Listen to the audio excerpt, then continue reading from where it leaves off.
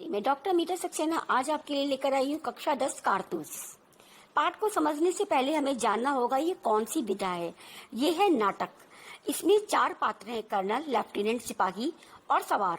सवार हिंदुस्तानी है और बाकी तीनों ब्रिटिश आर्मी के काम करने वाले हैं। इस नाटक को आप पूरे 5 मिनट के अंदर पूरा कर सकते हैं। 1799 उतने साल पहले की ये कहानी है। ये रात्रि का समय है। ये सब कुछ हम इसलिए बता रहे हैं कि जब आप नाटक को प्ले करते हैं आपको कॉस्ट्यूम, लैंग्वेज, पीरियड और पीरियड के अकॉर्डिंगली आपको पीछे का गेटअप सारा कुछ याद रखना पड़ता है। 1799 में जब भारत ब्रिटिश का गुलाम था, उस समय पूरा देश बहुत सारी रियासतों में बटा हुआ था। एक रियासत थी, वो थी अवध। अवध बहुत ही अमीर रियासत थी। अवध के नवाब थे आसिफ उद्दौला खां, देशभक्त, प्रजा से प्रेम करने वाले, अंग्रेजों से नफरत करने वाले, अपनी प्रजा के लिए अपनी जान भी देने वाले, शराब और जितना भी बुरी चीजें होती हैं उन सबसे दूर रहने वाले। उनका छोटा भाई था सदात अली, जो बिल्कुल अपने बड़े भाई के उल्टा था। शराब पीता था, नाच गाने देखता था, प्रजा से कोई मतलब नहीं, उसका बस चलता तो अपनी देश को बेचकर खा जाए, इतना बुरा इंसान था। आसिफ उद्दौला खान के बेटा हुआ। अब उस बच्चे का नाम रखा गया वजीर अली। आसिफ उद्दौला खान ने वजीर अली की जन्म को अपने मृत्यु माना। उसको लगा कि मेरा बहुत नुकसान हो गया, क्योंकि अगर वजीर अली पैदा नहीं होता तो आसिफ उद्दौला खान के मरने के बाद सदात अली नवाब बन सकता था। अब ऐसा कुछ नहीं हुआ।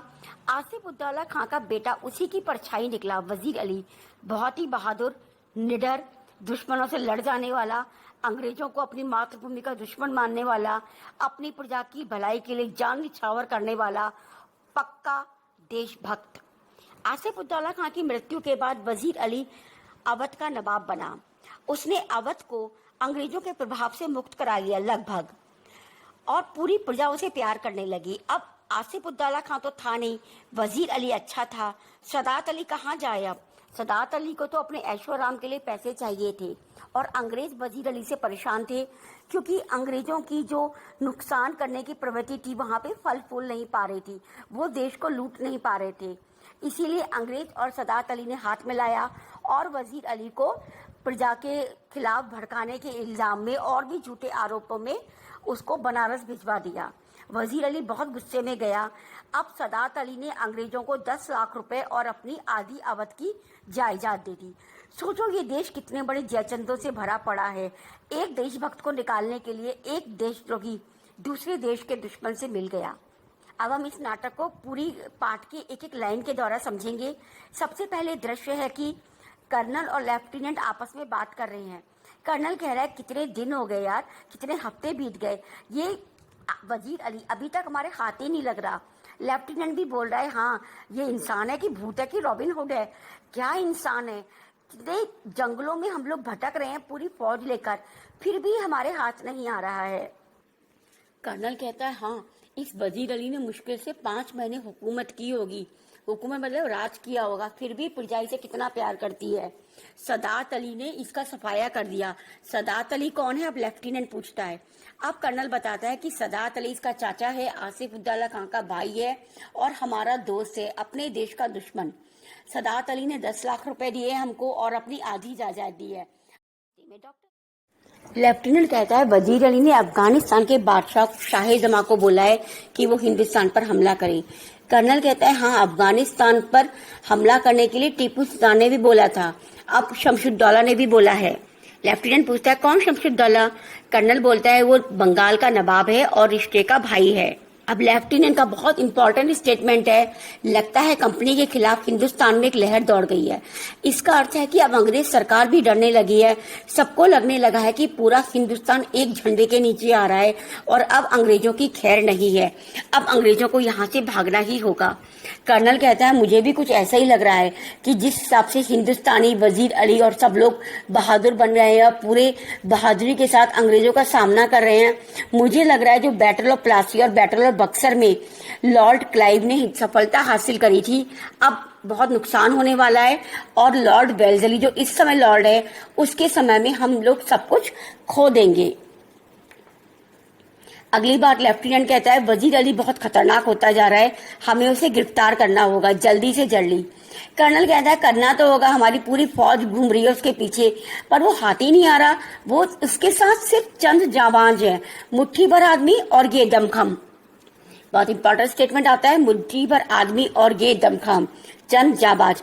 एक होते हैं सिपाही जो सैलरी लेकर देश की रक्षा करते हैं, एक होते हैं जाबाज जिनमें जज्बा होता है देश के लिए। वो सैलरी के लिए काम नहीं करते, वो किसी मेडल के लिए काम नहीं करते।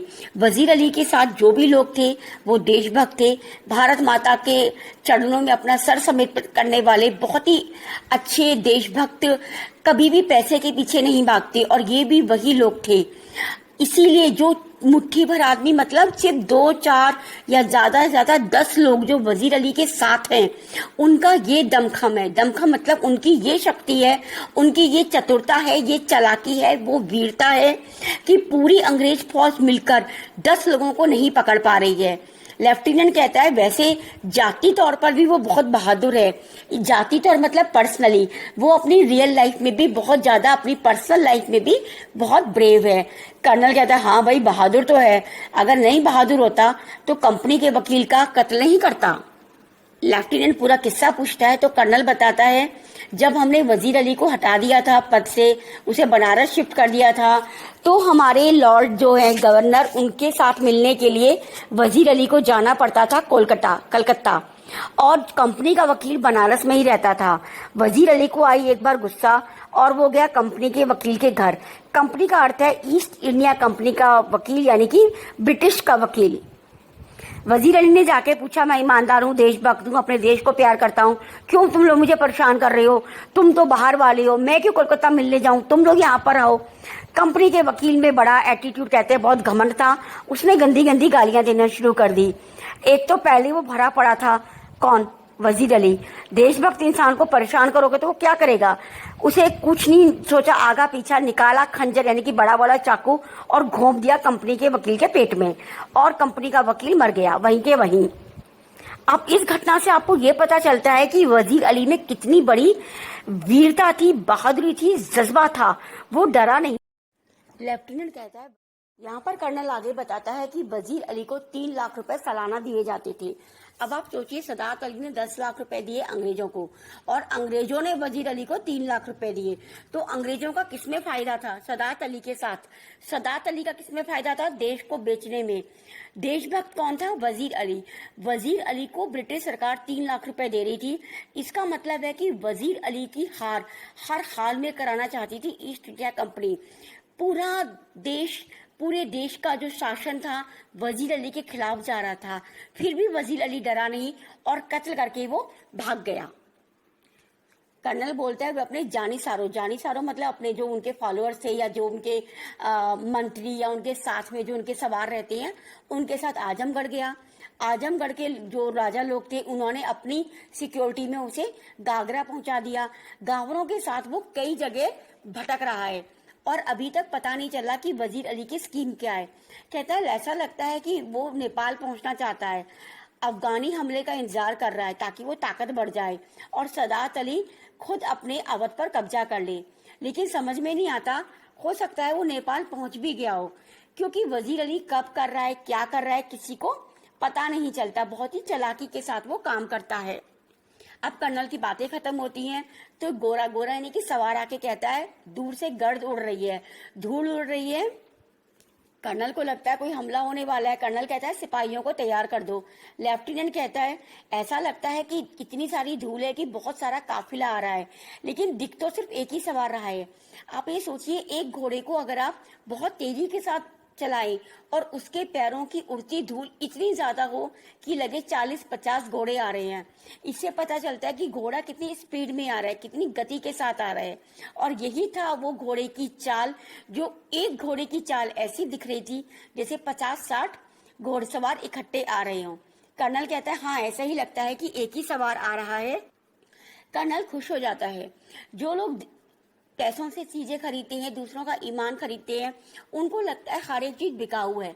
जब वो देखते हैं कोई हिंदुस्तानी दिखने वाला आदमी इस तरफ आ रहा है तो उनके मन में पहला ख्याल आता है अरे ये तो देश को बेचने वाला होगा, हमारे साथ मिल जाएगा, कोई खबर देगा और हम क्या करेंगे, हम लोग वजीर अली को गिरफ्तार कर लेंगे।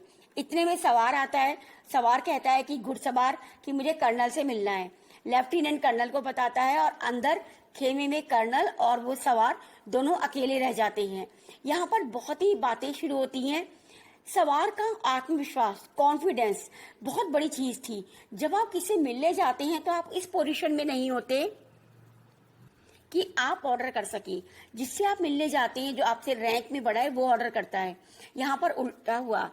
सवार बोला तन्हाई, यानी कि मुझे अकेले में बात करनी है। सब लोग बाहर चले गए। वहां पर सिर्फ कर्नल और सवार रह जाते हैं। सवार पूछता है आपने इस जगह डेरा क्यों डाला है? कर्नल कहता है कंपनी का होकर वजीर अली को गिरफ्तार करना है। कहता है अच्छा, तो आपने इतनी सारी सेना इसलिए लगाई हुई है? कर्नल कहता है हाँ, हमने इसलिए सेना लगाई है, हमें वजीर अली को गिरफ्तार करना है। सवार कहता है वजीर अली को गिरफ्तार करना बहुत मुश्किल है, वो तो बहुत ही बहादुर है। कर्नल कहता है हाँ भाई, मुझे भी ऐसी लगता है, मैंने भी सुना हुआ है, लेकिन तुम बताओ तुम कौन हो? सबसे बड़ी यहाँ पर जो चौंकाने वाली या सबसे समझने वाली बात है, जब भी आर्मी या पुलिस से आप पहली बार मिलते हैं, उनका पहला क्वेश्चन होता है नेम प्लीज, अपना नाम बताओ। यहाँ पर उस सवार का, घुड़सवार का आत्मविश्वास इतना ज्यादा था कि एक आर्मी ऑफिसर ये भूल गया कि मुझे उसका नाम पूछना है। सवाल करने के बजाय वो सवार के सवालों का जवाब देने लगा। ये अचंभे की बात है, क्योंकि जब आपके अंदर आत्मविश्वास होता है तो आप लहरों को भी मोड़ सकते हैं।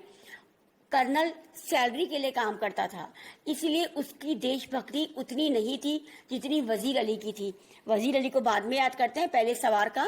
सवार कहता है मुझे कुछ कारतूस चाहिए। कर्नल कहता है किस लिए? सवार कहता है वजीर अली को अरेस्ट करना है, पकड़ना है। कर्नल उसे कारतूस दे देता है, 10 बुलेट्स। बुलेट्स सवार किस लिए मांग रहे हैं? वजीर अली को अरेस्ट करने के लिए। अब कर्नल कहता है अच्छा, कारतूस भी दे दिए। अब कर्नल को याद आता है अरे मुझे तो उसका नाम पूछना है। कर्नल कहता है आपका नाम? सवार पूरे आत्मविश्वास के साथ कहता है वजीर अली। आपने मुझे कारतूस दिए हैं, इसलिए मैं आपकी जान बख्श रहा हूं। यहाँ पर सवार अपने आप में वजीर अली था। वो वजीर अली था जो सवार बनकर आया था, जंगल में रहता था अंग्रेजों से बचने के लिए। उसे गोलियों की जरूरत थी। वो इतने आत्मविश्वास के संग कर्नल के पास आया जो उसे पकड़ने के लिए घात लगाए बैठा था। उसी से उसने बुलेट्स मांगे, कारतूस मांगे और अपना नाम भी बताया। चाहता तो वो नाम नहीं बताता, वो झूठ बोल देता, लेकिन नहीं, वो भारतीय सिपाही था।